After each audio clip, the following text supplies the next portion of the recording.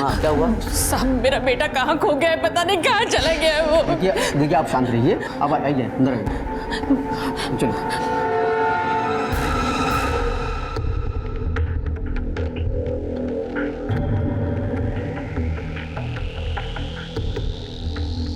साहब ये मेरा बेटा है, 2 घंटे से कहाँ गया है पता नहीं साहब। मैंने उसे सब यहाँ ढूंढा लेकिन मुझे कहीं नहीं मिला। मैडम प्लीज आप उसे ढूंढिए। आप टेंशन मत लीजिए, वहीं कहीं होगा। कहाँ जाएगा? खो नहीं जाएगा, छोटा बच्चा थोड़ी, 18 साल का लड़का है। यही तो प्रॉब्लम है ना साहब, वो उम्र से बड़ा है लेकिन दिमाग से अब भी बच्चा है मेरा बेटा, वो नॉर्मल नहीं है।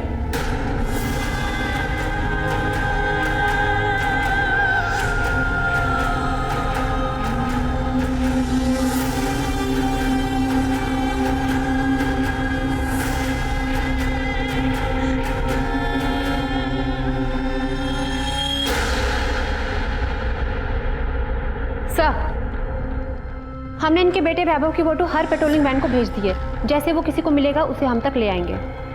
आप टेंशन मत लीजिए, जिस तरह से आपने अपने बेटे के बारे में बताया है वो ज़्यादा दूर नहीं गया होगा, घर के आसपास ही होगा। वैसे आपका बेटा जन्म से ही ऐसा है क्या?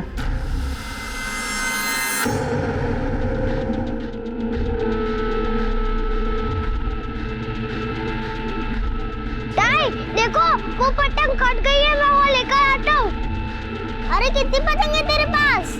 अरे क्या करेगा उन सबका? अरे संभाल के।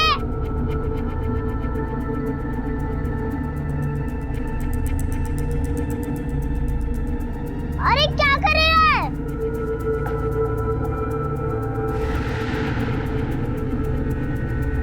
वैभव! उस दिन तो वो बच गया लेकिन बिजली की झटके की वजह से उसके दिमाग पे जो असर हुआ अभी तक ठीक नहीं हुआ। उसके बाद मेरा बेटा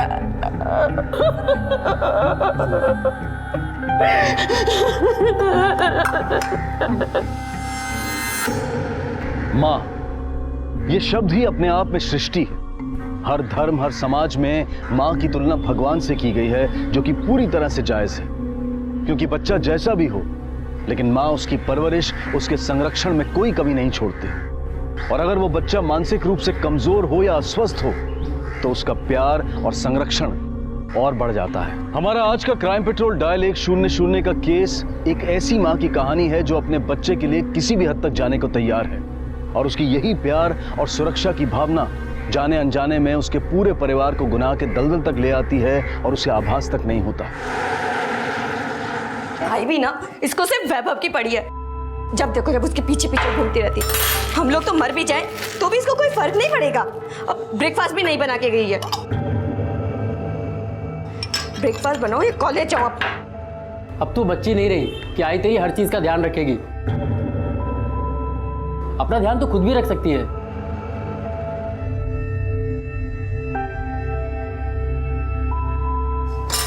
ये ब्रेड तो मैं ही खाऊंगा। और ये मैंने अपने लिए बनाया, चुपचाप मुझे वापस नहीं दूंगा।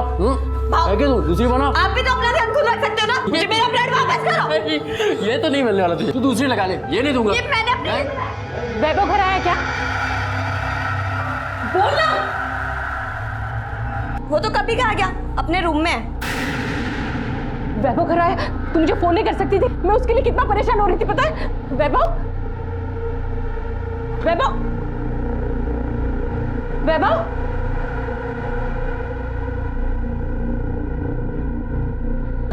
वैभव अंदर नहीं है। वैभव घर पे नहीं है। तूने नाश्ता नहीं बनाया ना, इसलिए सौम्या गुस्सा थी तो उसे झूठ बोली। क्या?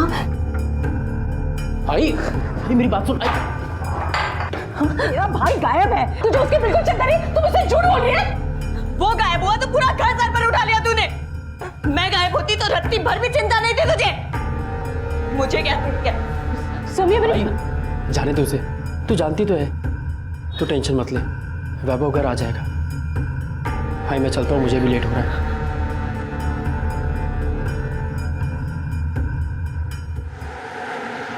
इतनी बड़ी गाड़ी तेरे को दिखाई नहीं देती? अरे छोड़ो छोड़ो छोड़ो भाई साहब, सड़क पे क्या कर रहे हैं? पागल है?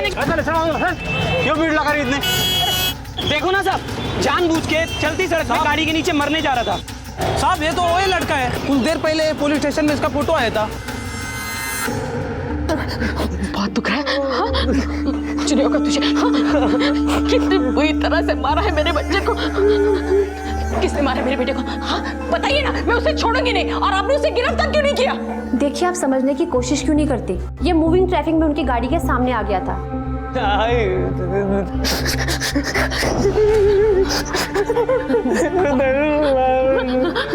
कुछ नहीं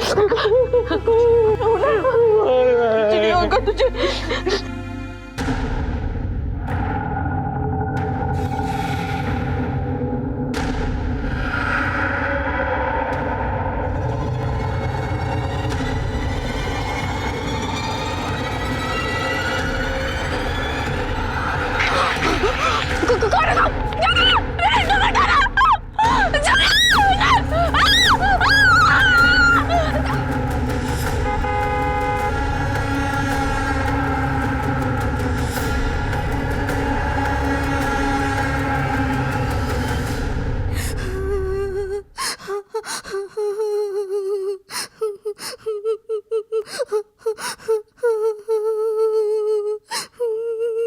ठीक से बताओ, हुआ क्या था?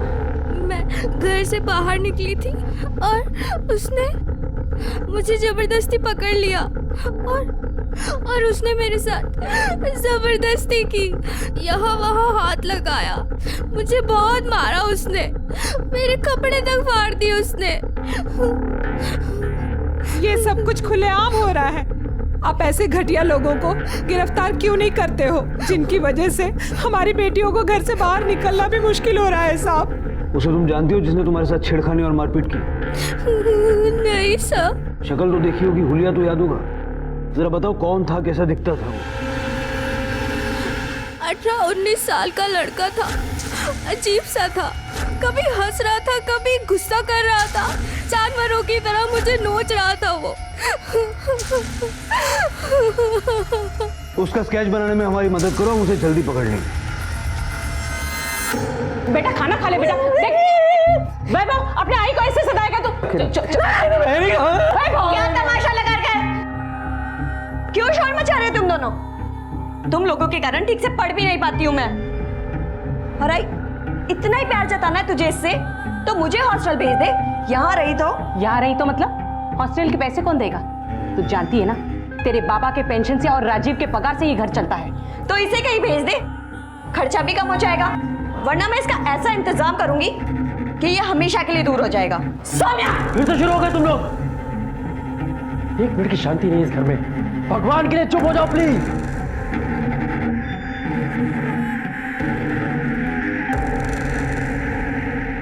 सर, पिछले 1 महीने से कांदीवली एरिया में छेड़छाड़ मोलिस्टेशन की 7वीं कंप्लेंट है। ये वारदातें हुई हैं। चारकोप में 15 दिसंबर को 22 साल की रोशनी के साथ ये किया गया था। 21 दिसंबर को 18 साल की आरती के साथ समता नगर में, 25 को 23 साल की नीना के साथ, 29 को 19 साल की लीला के साथ एकता नगर में, 4 जैन को 24 साल की सोनम के साथ और फिर 16 जैन को सीमा और आराधना के साथ।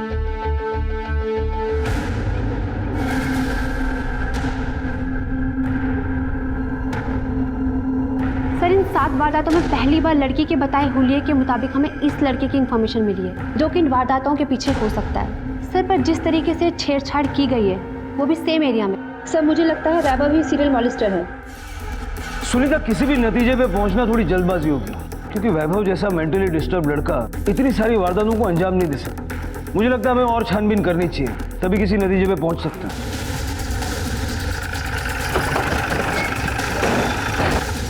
शर्म आनी चाहिए उन लोगों को जो मेरे बेटे पर इतना घिनौना इल्जाम लगा रहे।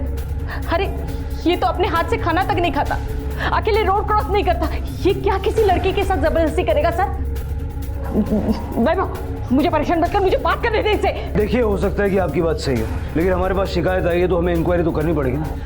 ये छेड़छाड़ के मामले में जो आखिरी शिकायत आई थी, उसमें लड़की ने जो हुलिया बताया वो आपके बेटे से मैच करता।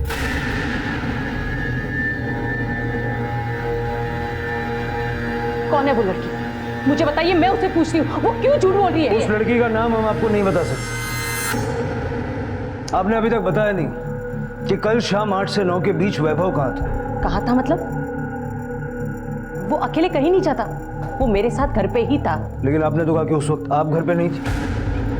ओह सॉरी, मैं भूल गई। वो हमेशा मेरे साथ ही घर पे रहता है, इसलिए मुझसे निकल गया। सर मैं कह रही हूँ ना, वो घर पे ही था। मेरी बात का विश्वास कीजिए, वो लड़की झूठ बोल रही है। सर आई सच बोल रही है। मैं उस दिन घर पर ही थी और वैभव पूरा दिन मेरे साथ था। मेरा भाई कुछ भी कर सकता है, लेकिन जो इल्जाम आप लगा रहे हैं ऐसा घिनौना काम नहीं कर सकता।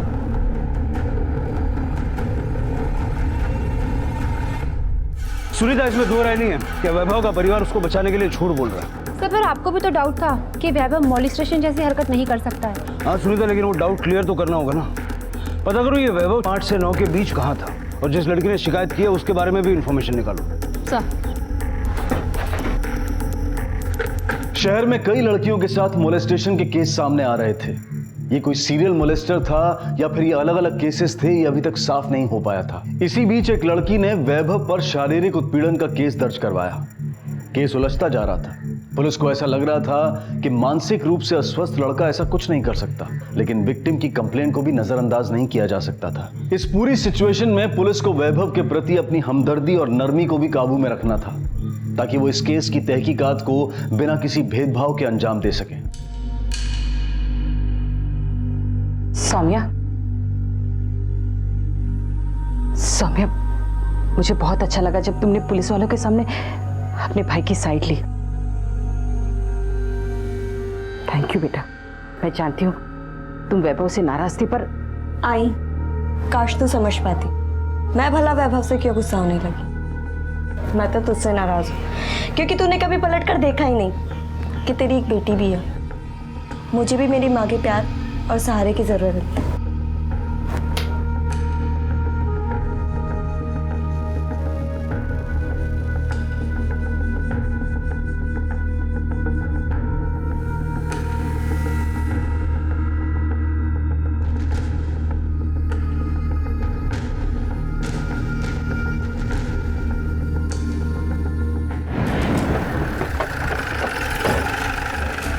Good morning sir. Good morning Sunita. Sir जिस जगह उस लड़की के साथ जबरदस्ती करने की कोशिश की गई थी, उस एरिया की हमने सीसीटीवी फुटेज निकाली, और सर एटीएम सीसीटीवी से हमें बहुत ही इंपॉर्टेंट इन्फॉर्मेशन मिली है। चलो देखते हैं। सर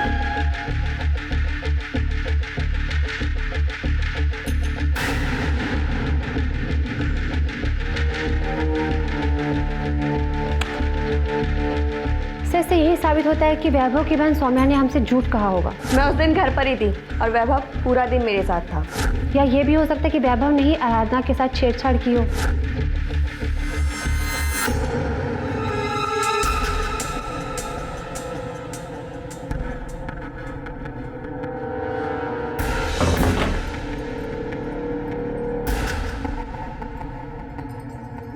हेलो, हाँ तुमने जैसा बोला था ना, मैंने वो सब कर दिया है, पर मुझे बहुत डर लग रहा है कहीं ये सब हमारे ऊपर उल्टा पड़ गया तो।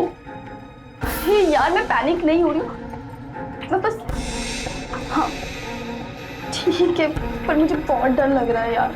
आराधना, आई आके फिर काफी बात करती हूँ। अरे इतनी देर बाथरूम में क्या कर रही है तू? आई, मैं मुंह धो रही थी, मैं अभी आ रही हूँ।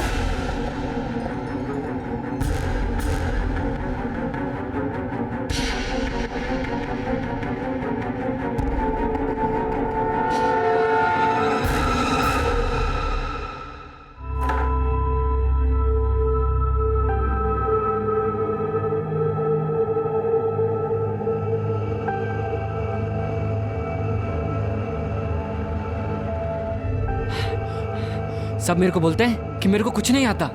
देखना आज सबको मैं खुद तैयार होके दिखाऊंगा। फिर आई इतनी खुश होगी ना कि मेरे को चॉकलेट देगी। आई, मैं कॉलेज जा रही हूँ।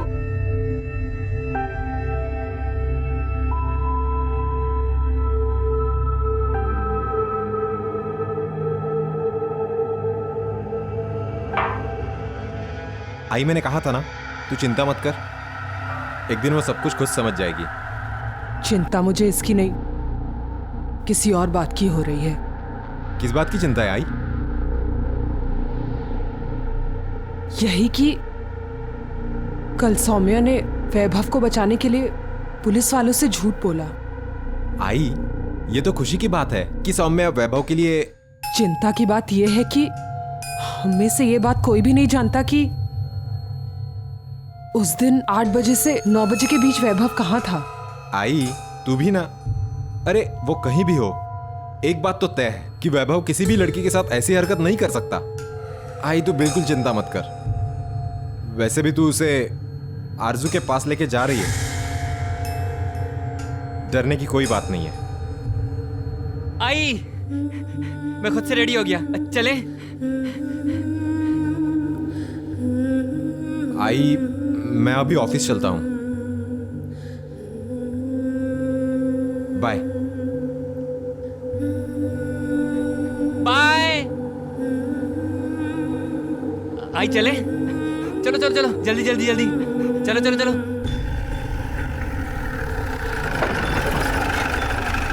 सुनीता, ये वैभव की बिल्डिंग है। इसके आसपास के एरिया में सब लोग उसे जानते जरूर होंगे। मुझे सारी इन्फॉर्मेशन चाहिए, वो लोगों के साथ कैसा था, कौन उसे नापसंद करता था और वो किसे नापसंद करता था। सर,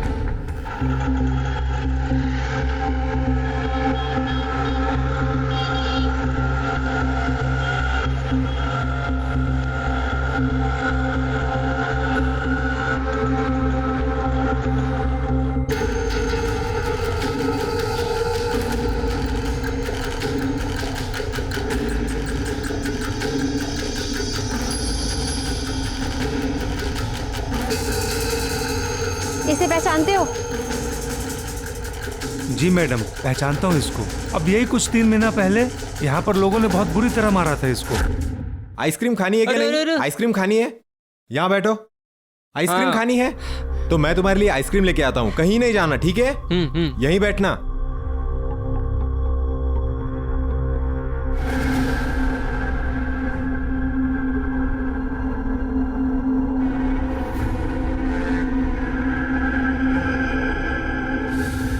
क्या है?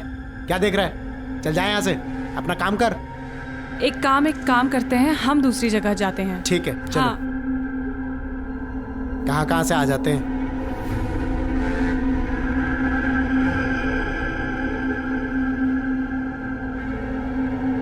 साले तेरे को बोला ना यहाँ से जाने के लिए, समझ में नहीं आ रहा क्या तेरे को? पागल हो गया है क्या तू? जाने दो साले की अभी पागलपंती दूर करता हूँ। जाने दो। क्या कर रहा है भाई? क्यों मार रहा है मेरे भाई को? हाँ अरे छोड़ो, नौटंकी छोड़ो करता इसको, है। जाने दो इसको, कम दिमाग है बेचारा। अरे कम दिमाग नहीं है, नियत खराब है इसकी। लड़की दिला दे इसको, वरना अपने साथ साथ तुम लोगों की भी बैंड बजा देगा, समझा? और दोबारा मिला ना तो छोड़ूंगा नहीं इसको मैं। सर, मुझे लगता है लड़कियों के साथ जबरदस्ती करने की कोशिश वैभव ने इस इंसिडेंट के बाद की होगी। दिमाग से बच्चा है, जो देखा होगा वो ट्राई करने की कोशिश की होगी। मुझे नहीं लगता सुनीता कि ये रीजन रहा होगा। हमें वैभव के बारे में और छानबीन करनी होगी, और उस कपल के बारे में भी जिसने वैभव के साथ यहाँ मारपीट की। वो जो लड़का लड़की आए थे उस दिन, कहाँ रहते पता है? सब लड़के का तो पता नहीं, पर वो लड़की यहीं आगे 4 बिल्डिंग छोड़ के जो टावर है ना, उसी में रहती है। राणे सर, इसके साथ जाओ, लड़की को लेके आओ। Okay sir.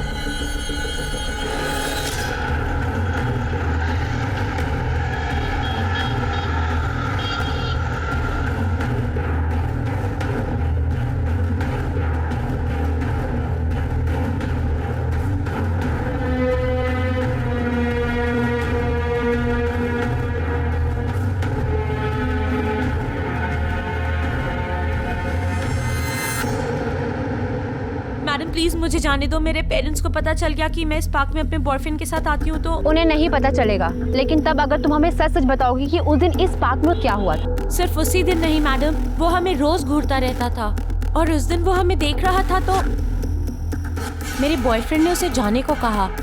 वो गया ही नहीं तो उसने उसकी पिटाई कर दी, पर वो उस दिन की पिटाई के बाद भी नहीं माना। और एक दिन जब मेरा बॉयफ्रेंड लेट था तो मैं उसका वेट कर रही थी, तो वो पागल लड़का मेरे पास आया और पूछने लगा कि हम दोनों रोज ये क्या करते हैं। हाँ, उस दिन अपने वो लड़के के साथ क्या कर रही थी? तुम्हें क्या मतलब? मुझे भी करना है। छोड़ो। कहने लगा कि क्या मैं तुम्हारे साथ वो सब कर सकता हूँ जो तुम्हारा बॉयफ्रेंड करता है। मैं जब भी किसी को ये सब करते देखता हूँ तो मुझे भी बहुत अजीब सा लगता है। पता नहीं, मेरा भी वही करने का मन करता है। सर, हमारे पास आराधना का स्टेटमेंट है जिसमें वैभव का हुलिया साफ साफ बताया हुआ है, और सर हमारे पास सीसीटीवी कैमरा की फुटेज भी है जिससे साफ पता चल रहा है कि वैभव उस दिन उसी एरिया में थे जहाँ पे लड़कियों के साथ जबरदस्ती करने की कोशिश की गई थी। सर, उससे ये भी साबित होता है कि उसके पास एक मोटिव था कि वो लड़कियों के साथ संबंध बना सके और अपने आप को नॉर्मल फील कराए। सर, मुझे लगता है कि हमें वैभव के ऊपर एक्शन ले लेना चाहिए। जाके वैभव की फैमिली से बात करते हैं। सर हमारे पास सबूत है कि वैभव उस दिन घर पर नहीं बल्कि उस एरिया में था जहां पर उस मोलेस्टेशन की कोशिश हुई। अब तुम ये बताओ, तुमने हमसे झूठ क्यों बोला? बोलो। सर मैं मानती हूँ कि मैंने झूठ बोला है, लेकिन मैंने ये झूठ अपने भाई को बचाने के लिए बोला, क्योंकि वो बेचारा तो समझ भी नहीं सकता कि उस पर कोई कितना घिनौना इल्जाम लगा रहा है। सर मेरा यकीन कीजिए, वैभव ऐसा कुछ नहीं कर सकता, उसने कुछ नहीं किया सर। मैम बेशक उसे समझ में नहीं आ रहा था कि वो क्या चाहता है, पर मुझे आइडिया था कि वो किस दौर से गुजर रहा है। मेरा यकीन मानिए, वो किसी लड़की के साथ ज़बरदस्ती नहीं कर सकता, वो इतना कैपेबल है ही नहीं। तो बहुत मासूम है और शायद इसी मासूमियत में उसने उस लड़की से वो बात की होगी। सर देखिए ऐसा मत कीजिए, मैं अपने बेटे के लिए आपकी जिम्मेदारी और प्यार हम समझ सकते हैं, लेकिन आप लोग घबराइए मत, क्योंकि आपका बेटा नॉर्मल नहीं है। हम उसे जेल नहीं भेजेंगे, बल्कि हम उसे मेडिकल ट्रीटमेंट के लिए भेजेंगे। आप मुझसे मेरे बेटे को पागल खाने भेजने की बात कर रहे हैं और कह रहे हैं कि चिंता मत करो। मैं सर मैं आपसे कह रही हूँ, उसे वहाँ मत भेजिए, वहाँ उसे इलेक्ट्रिक शॉक देकर और पागल बना देंगे। मैं कह रही हूँ उसने कुछ नहीं किया, मैं कह रही हूँ सर। इतने सारे सबूत उसके खिलाफ हैं, उसे अरेस्ट तो हमें करना ही पड़ेगा, और आप लोगों के लिए ये अच्छा होगा कि आप हमारी कार्रवाई के बीच में ना आए। सर मेरी बात सुनिए, सर मैडम मेरी बात सुनिए, मेरी बात सुनिए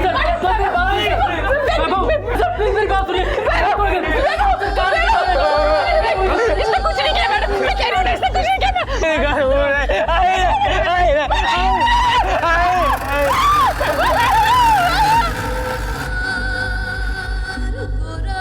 वैभव मानसिक रूप से बच्चा था, लेकिन शारीरिक रूप से बड़ा हो चुका था।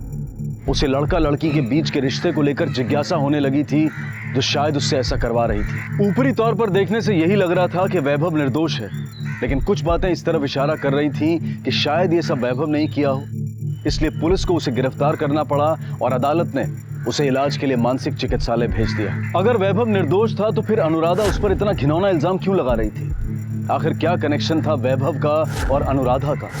और अगर वैभव ने लड़कियों के साथ बदसलूकी नहीं की थी तो फिर वो आखिर कौन था? इन सभी सवालों के बीच एक ऐसी घटना घटी जिसने इस केस को फिर से उस सिरे पर लाकर खड़ा कर दिया जहां से केस शुरू हुआ था।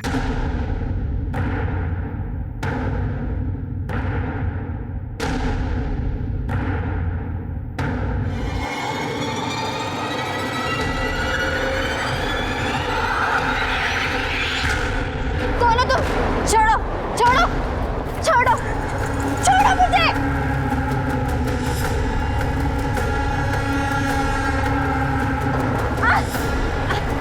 बचाओ बचाओ।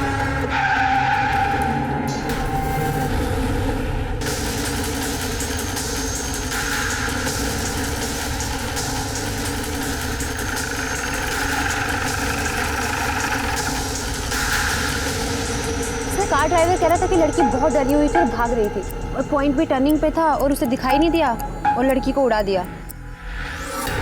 सुनीता, हो सकता है कि गाड़ी का ड्राइवर सच बोल रहा हो। इसका दुपट्टा मिसिंग है और ये देखो, ये कपड़े फटे हुए, और ये कपड़े जिस तरह से फटे हैं मुझे नहीं लगता कि इसका रीज़न वो एक्सीडेंट हो सकता है। और ये वही एरिया है जहाँ पे अब तक 6 मोलेस्टेशन के केसेस हो चुके हैं। हो सकता है ये केस भी उसी से जुड़ी हुई एक कड़ी हो। सारी फॉर्मेलिटीज पूरी करो और बॉडी को पोस्टमार्टम के लिए भेजो और आइडेंटिफिकेशन भी करवाना। सर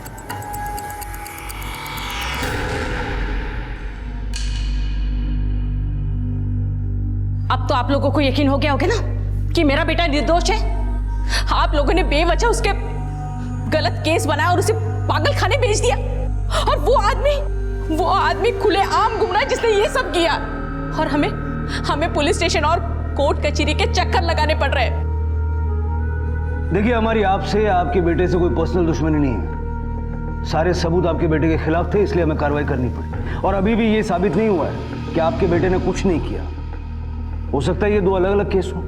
मतलब आप लोग मेरे बेटे को अब भी नहीं छोड़ेंगे? ठीक है, मैं कोर्ट में जाऊंगी, मैं मेरे बेटे को घर वापस जरूर लाऊंगी। मैं मेरे बेटे को ऐसे परेशान करने नहीं दूंगी आप लोगों को।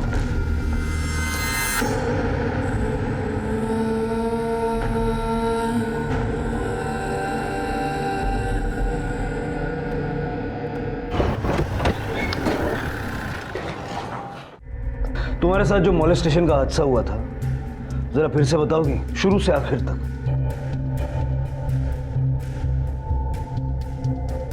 उस दिन मैं वापस घर आ रही थी, उसने मुझे पीछे से आके पकड़ लिया, मेरे साथ जबरदस्ती करने की कोशिश की, मारपीट की मेरे साथ, मेरे कपड़े तक फाड़ दिए उसने। पता नहीं मैं कैसे कैसे करके घर वापस आई। तुम अभी यकीन के साथ कह सकती हो कि वो वैभव ही था? जी सर, वो वही लड़का था। झूठ बोल रही हो तुम, और तुम्हारे इस झूठ की वजह से एक लड़की की जान चली गई। तुम्हारी बात पे भरोसा करके हमने वैभव को अरेस्ट किया और केस क्लोज कर दिया। उसके बाद फिर एक लड़की के साथ जबरदस्ती हुई जिसमें उसकी जान चली गई। सर मैं झूठ क्यों बोलूंगी, वो वही लड़का था। सर आप तो ऐसी बात कर रहे हो जैसे दुनिया में एक ही क्रिमिनल है और दुनिया की सारी लड़कियों को छेड़ने वाला और बदतमीजी करने वाला वो एक ही लड़का है। हमें नहीं पता क्राइम किसने किया था, लेकिन हमारी बेटी के साथ जो कुछ हुआ है वो उसी पागल लड़के ने किया है। सर मुझे लगता है इस केस की एक नहीं दो पॉसिबिलिटीज हो सकती है। एक ये कि आराधना हमसे झूठ बोल रही है कि वैभव ने उसके साथ ज़बरदस्ती करने की कोशिश की है, और दूसरी ये भी हो सकता है कि वैभव ने ही आराधना के साथ ज़बरदस्ती की हो और बाकी 6 लड़कियों के साथ ज़बरदस्ती करने वाला कोई और हो। सुनीता, तीसरी पॉसिबिलिटी ये भी है कि ये वैभव ही सीरियल मोलेस्टर हो, और चूंकि उसकी फैमिली उसको लेके इतनी प्रोटेक्टिव है, हो सकता है ये 7वां मोलेस्टेशन उन्होंने करवाया हो ताकि वैभव निर्दोष साबित हो जाए।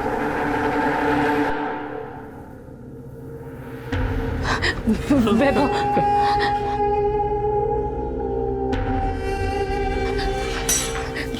वैभव कैसा है तू? वैभव ठीक है? वैभव देख तेरा दादा आया है, सौम्या तेरा इंतजार करिए घर पे। वैभव, वैभव ठीक है? क्या हालत बना दी है मेरे बच्चे की आपने। वैभव आइए, बाकी की फॉर्मेलिटीज पूरी करते हैं। जी तो ठीक है ना? तो एकदम ठीक है। हाँ कुछ नहीं और।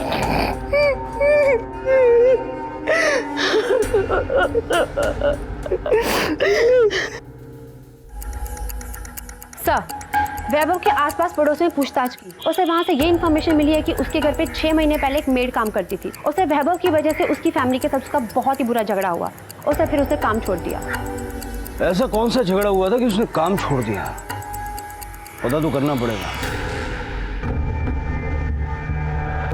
आप ही बताइए साहब, कौन ऐसे घटिया लोगों के घर में काम करेगा? घटिया लोग मतलब? मैं जब काम करती थी ना, तब कभी कभी मेरे मदद के लिए मेरी बेटी को भी साथ में लेकर जाती थी। पर वो येड़ा भाई वो कहने को तो पागल है साहब, पर था बहुत कमीना। एक दिन मेरी बेटी पर बुरी नजर से घूर के देख रहा है साहब, मैंने खुद देखा।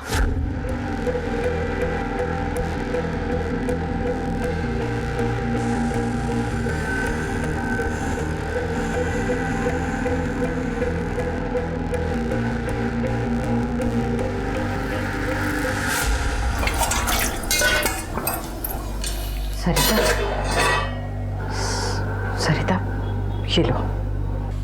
क्या है दीदी, पैसे? वो भी इतने? अभी तो मेरा पगार का टाइम भी नहीं हुआ है। ये तुम्हारी पगार नहीं है, और मैं तुम्हें और दूंगी, बस तुम मेरी एक बात मान लो। ऐसी कौन सी बात है दीदी जिसके लिए आप मुझे इतना पैसा दे रहे हो?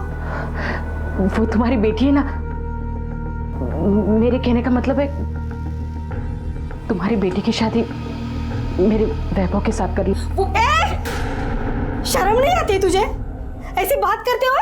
कैसी औरत है तू?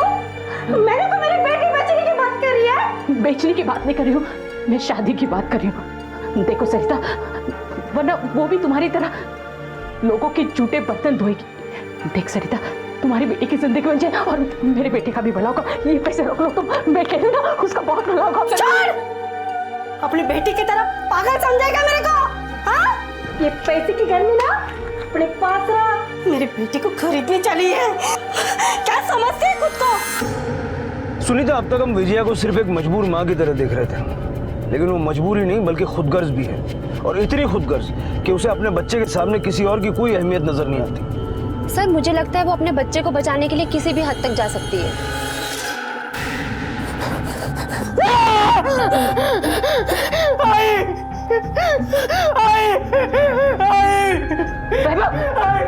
क्या हुआ?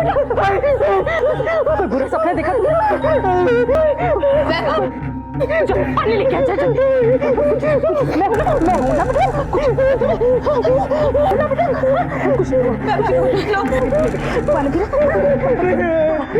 वैभव, डरो मत वैभव।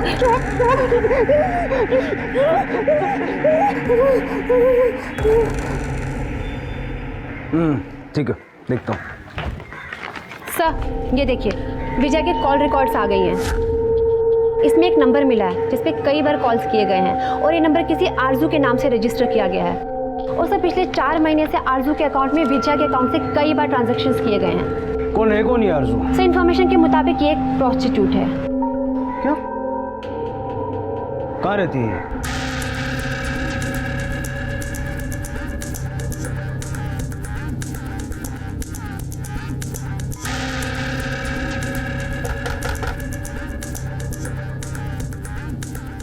आरजू? जी साहब। जी सर, विजय मेरे अकाउंट में पैसे डालती थी और वो पैसे मेरी फीस थी उसके बेटे को खुश करने के लिए। साहब उसका बेटा दिमाग से तो बच्चा था लेकिन बाकी सब नॉर्मल था। दुनिया वाले क्या समझते, इसलिए वो अपने बेटे को मेरे पास लेकर आती थी। सर एक दिन वैभव की माँ उसे मेरे पास लेकर आई। क्या है? उसने मेरे सामने हाथ जोड़े, मेरे सामने गिड़गिड़ाई अपने बेटे की खुशी के लिए कि मैं उसके बेटे की ज़रूरत पूरी कर दूं ताकि वो एड़ा बाहर जाके इधर उधर मुंह ना मारे। मैं तुम्हें जितने चाहिए होगा पैसे दूंगी, सब तुम्हारे मेरे बेटे पे दया करो, तुम्हारे पाँव पड़ती हूँ प्लीज।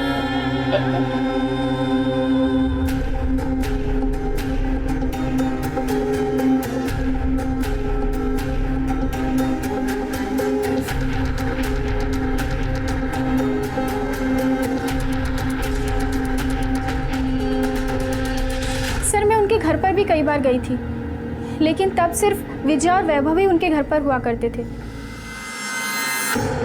सर आरजू से मिलने के बाद तो ये कंफर्म हो गया कि आपकी छुरी एकदम सही थी। वैभव ही सीरियल मॉलिस्टर है। मेंटल असलम में रहने के बाद जो बाहर मॉलिस्टेशन का केस हुआ है, मुझे लगता है कि वो वैभव को बचाने के लिए किया होगा। सुनीता, लेकिन तब भी इन पे हाथ डालने से पहले हमें कई और सबूत इकट्ठा करने होंगे। एक काम करो, फैमिली मेंबर्स की सबकी लोकेशन निकालो, देखो दोनों क्राइम सीन्स पे उनमें से कौन कौन मौजूद था। तब तक विजया से पूछताछ करते हैं, देखते हैं आप कितना सच बोलती। एक माँ के दर्द को भगवान भी नहीं समझ सकता। कलेजा फटता है जब एक माँ के सामने उसके बेटे को पागल कहते हैं, उसका मजाक उड़ाते हैं। कोई ये क्यों नहीं समझता कि वो मानसिक तौर पर ना सही लेकिन शारीरिक तौर पे वो बड़ा हो रहा है। मैं माँ हूं ना, मैं ये कैसे नहीं समझती। इसलिए मैंने सरिता से कहा कि उसकी बेटी की शादी मेरे वैभव के साथ करे। जब उसने मना कर दिया तब मैं खुद अपने बेटे को आरजू के पास लेकर चली गई। और जब आपने देखा कि इतना सब करने के बावजूद आप उसे बचा नहीं सकती, तो आपने एक फेक क्राइम करने की कोशिश की जिसमें एक मासूम लड़की की जान चली गई। सर उस बात से, उस लड़की की मौत से मेरा कोई लेना देना नहीं है। मैंने ऐसा कुछ भी नहीं किया जैसा आप लोग सोच रहे। मैंने जो किया था वो मैंने मान लिया। मान नहीं लिया, हमने साबित किया और हम ये भी साबित कर देंगे कि ये सीरियल मॉलेस्टर आपका बेटा वैभव है। नहीं सर, ऐसा कुछ भी नहीं। मेरा बेटा किसी के साथ जबरदस्ती नहीं कर सकता सर। देखिए ऐसा कुछ भी नहीं किया मेरे बेटे ने सर, वो बेचारा तो खुद का खाना मांगने तक के लिए किसी को फोर्स नहीं कर पाया। वो क्या किसी के साथ जबरदस्ती करेगा। आप लोगों को जरूर कोई मिसअंडरस्टैंडिंग हुई है सर। मेरा यकीन मानिए, मेरा भाई बहुत इनोसेंट है, वो ऐसा कुछ कर ही नहीं सकता। सर मैं मानता हूँ पार्क में जो भी हुआ वो सब सच था, पर सर मेरे भाई का दिमाग बिल्कुल बच्चे जैसा है। उसके अंदर हर चीज़ को लेके क्यूरियोसिटी रहती है, इसीलिए वो बच्चों की तरह 1000 सवाल करता है। पर सर मेरा यकीन मानिए, वो किसी लड़की के साथ ज़बरदस्ती नहीं कर सकता। सर ये देखिए, विजय सौम्या संजीव के फ़ोन रिकॉर्ड के हिसाब से मॉलिस्टेशन केस वाले दिन जिस लड़की का खून हुआ था वो तीनों दिन क्राइम सीन एरिया से काफ़ी दूर थे। उनके एरिया में एक फंक्शन था, वो तीनों वहीं थे उस दिन। सुनीता, ऐसा भी तो हो सकता है कि ये क्राइम इन्होंने खुद ना किया हो बल्कि किसी से करवाया हो। कुछ तो है जो इनसे रिलेटेड है, क्या वो अभी समझ में नहीं आ रहा। एक ऐसे लड़के पर लड़कियों से छेड़छाड़ का आरोप लगा था जिसकी उम्र 18 साल की थी, लेकिन उसका दिमाग एक बच्चे का था। पुलिस की तहकीकात में उसके खिलाफ कोई पुख्ता सबूत नहीं मिले थे, लेकिन विक्टिम की शिकायत पर उसे गिरफ्तार किया गया। लेकिन इसके बाद भी ऐसी घटनाएं जारी रही, जिससे पुलिस ने अंदाजा लगाया कि शायद वैभव ने सिर्फ आराधना के साथ छेड़छाड़ की थी, लेकिन बाकी मामलों में वो दोषी नहीं था। पुलिस को कुलकर्णी परिवार पर भी शक था कि वैभव को छुड़वाने के लिए कहीं ये उनकी कोई चाल तो नहीं थी। शहर में डर का माहौल था, घर वाले अपनी सुरक्षा को लेकर चिंतित थे, और अगर वैभव वो नहीं था जो इन सारी घटनाओं के पीछे था, तो आखिर वो कौन था? किधर भाग रहा था? हाँ, किधर? पकड़ा से। बता दो सब, मारो मत सब, मारो मत सब। उन सारी लड़कियों के साथ सब मैंने सब जबरदस्ती करने की कोशिश की थी सब। मतलब पिछले 1 महीने में तूने 7 लड़कियों को छेड़ा, जिसमें से 1 की मौत हो चुकी है। 7? नहीं 7 नहीं सब 6 थी सब। अब तक मैंने 6 लड़कियों को छेड़ा है सब। 6 हुई? Samta Nagar, Ekta Nagar, Kandivali, Thakur village, Malvani, Goregaon garden. Goregaon garden? नहीं, गोरेगांव गार्डन तो मैं कभी गया ही नहीं साहब। सच बोल रहा हूँ साहब, मैं गोरेगांव गार्डन में कभी किसी को नहीं छेड़ा साहब। सुनीता, ये देख, ध्यान से देख इस फोटो को। ये वही लड़की है ना जिसके साथ तूने गोरेगांव गार्डन में जबरदस्ती करने की कोशिश की थी? नहीं साहब, आई शपथ बोलता हूँ साहब, नहीं सब। इसको तो मैंने पहले कभी देखा भी नहीं साहब। मैंने इसके साथ जबरदस्ती नहीं की साहब। सब 6 के बारे में मैंने माना ना साहब, 1 के बारे में मैं क्यों झूठ बोलूंगा साहब? सही बोल रहा हूँ साहब।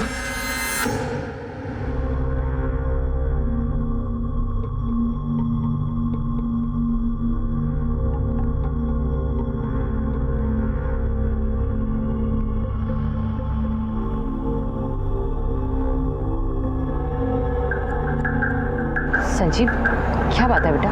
तुम कुछ परेशान लग रहे हो। नहीं आई, कोई बात नहीं है, सब ठीक है।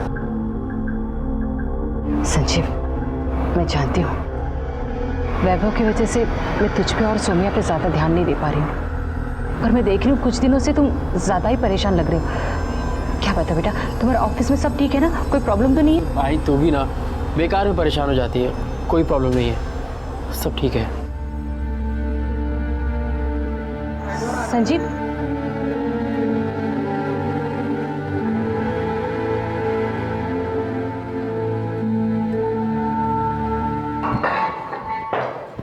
आराधना का मॉलेस्टेशन इसने नहीं किया। इस टाइप के क्रिमिनल साइकोपैथ होते हैं, उन्हें सजा का डर नहीं होता, इसीलिए वो ऐसे घिनौने काम को अंजाम देते हैं। इसने 6 लड़कियों को छेड़ने की बात तो कबूल कर ली, 7वें से मना करके इसको कोई फायदा नहीं था। उस दिन के आराधना के कॉल डिटेल्स और लोकेशन के रिकॉर्ड्स निकालो। आराधना का केस शायद हमें गुमराह करने के लिए बनाया गया। अब हमें ये पता करना पड़ेगा कि आराधना ऐसा क्यों करना चाहती है।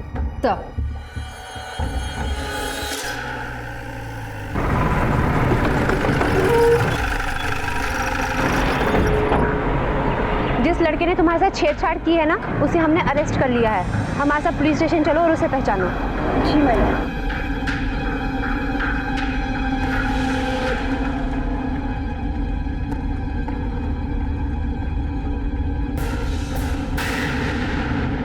ये है ना वो लड़का जिसने तुम्हें मोलेस्ट करने की कोशिश की थी? नहीं सर, ये वो नहीं है, वो तो कोई पागल सा लड़का था।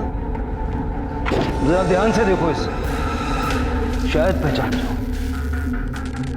मैंने कहा ना सर, ये वो नहीं है। मैंने तो इसे आज से पहले कभी देखा भी नहीं।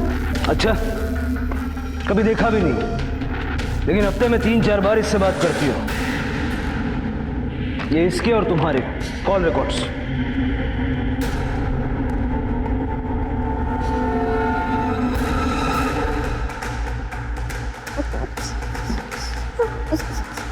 Sorry sir, I'm really sorry sir. मैंने ये सब अपनी कजन सिस्टर रेणुका और संजीव के कहने पे किया था। तुमने जैसा बोला था ना, मैंने वो सब कर दिया। क्यों नहीं आती ला?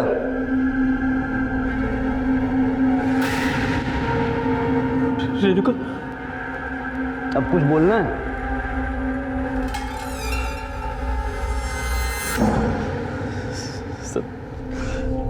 मैं और रेणुका एक दूसरे से प्यार करते हैं सर। प्यार ही नहीं, हम एक दूसरे से शादी करना चाहते हैं, पर मेरे घर में मेरे पागल भाई के रहते ये मुझसे शादी नहीं करना चाहती थी सर इसीलिए मैंने ये प्लान बनाया कि वैभव पर इल्ज़ाम लगा के मैं उसे मेंटल असाइलम भेज दूं, क्योंकि मैं जानता था सर कि किसी और तरीके से हाई खुद से वैभव को दूर नहीं होने देती।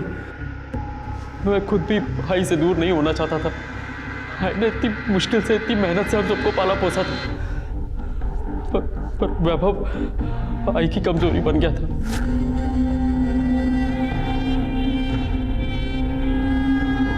वो ये हरगिज मानने को तैयार नहीं थी कि उसकी सही जगह हमारे घर में नहीं बल्कि पागल खाना है।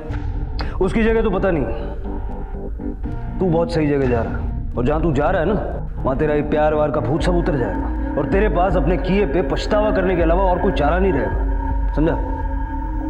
क्यों ना?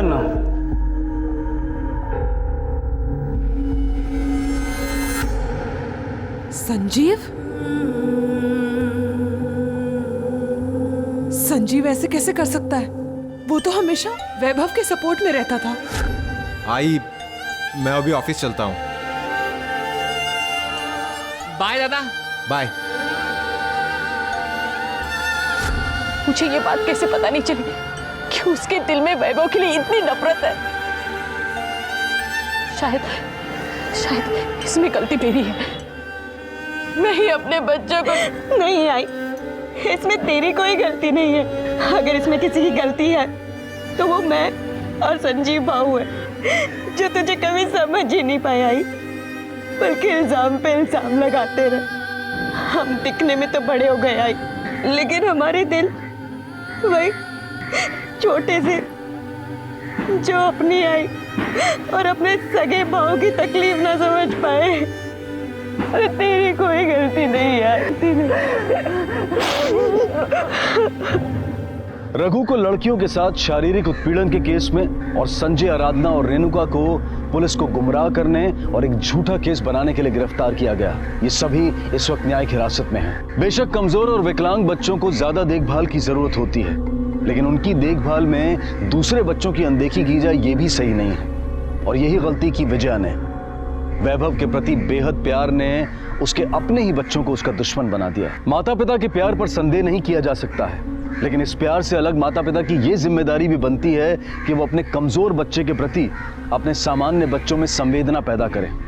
और ये संवेदना सिर्फ परिवार में ही नहीं बल्कि पूरे समाज में जागृत करने की जरूरत है। इसी विचार के साथ अब मैं अनूप सोनी आपसे विदा लेता हूं।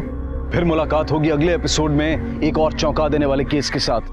तब तक अपना और अपने परिवार का ख्याल रखें और देखते रहें क्राइम पेट्रोल डायल 100। सबक एक को सीख हम सबको। जय हिंद।